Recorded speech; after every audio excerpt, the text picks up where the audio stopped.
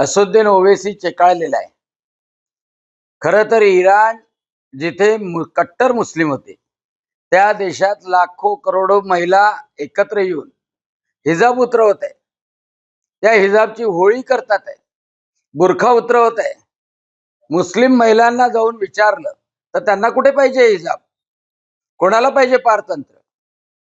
परंतु एक अर्ध सत्य आहे जे असुद्दीन ओवैसी बोलले की भारतामध्ये लोकसंख्येचं प्रमाण असंतुलित होते, मुस्लिमांची संख्या वाढते आणि म्हणूनच आम्ही सर्व हिंदूंना सांगतो की एकजूट व्हा।